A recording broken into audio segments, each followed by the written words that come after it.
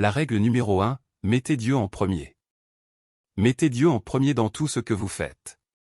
Tout ce que j'ai, c'est par la grâce de Dieu. Comprenez que c'est un don. Il y a 40 ans, le 27 mars 1975, j'étais en train d'échouer à l'université. J'avais une moyenne d'1,7. J'espère que certains d'entre vous ne peuvent pas comprendre. J'avais 1,7 de moyenne.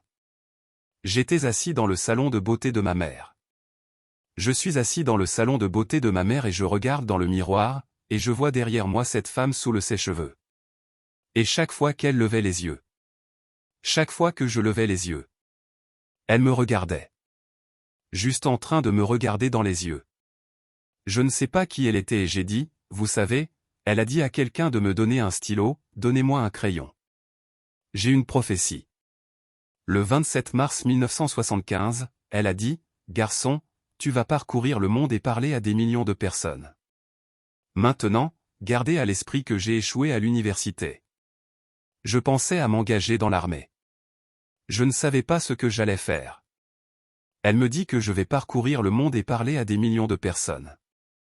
Eh bien, j'ai parcouru le monde et j'ai parlé à des millions de personnes. Mais ce n'est pas la chose la plus importante. Le succès que j'ai eu, la chose la plus importante, c'est ce qu'elle m'a appris et ce qu'elle m'a dit ce jour-là est resté avec moi depuis. J'ai été protégé. J'ai été dirigé. J'ai été corrigé. J'ai gardé Dieu dans ma vie et il m'a gardé humble.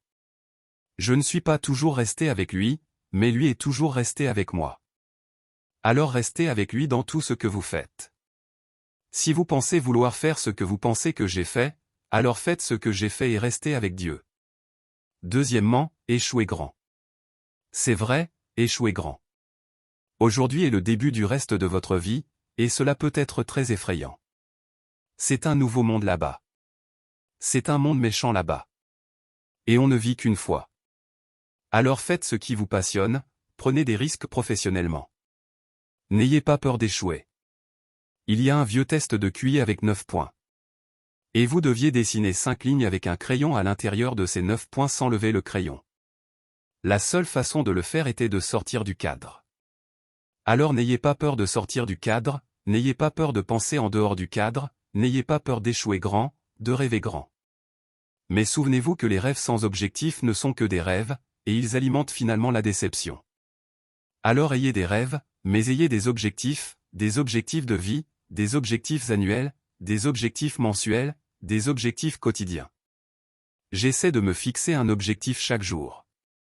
Parfois, c'est juste de ne pas insulter quelqu'un, des objectifs simples, mais ayez des objectifs et comprenez que pour atteindre ces objectifs, vous devez appliquer la discipline et la constance. Pour atteindre vos objectifs, vous devez appliquer la discipline, ce que vous avez déjà fait, et la constance chaque jour, pas seulement le mardi et manquer quelques jours. Vous devez travailler chaque jour. Vous devez planifier chaque jour.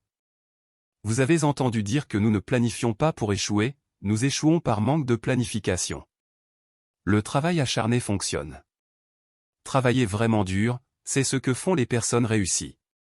Et dans ce monde de texte, tweet, twerk dans lequel vous avez grandi, rappelez-vous que juste parce que vous faites beaucoup plus ne signifie pas que vous accomplissez beaucoup plus.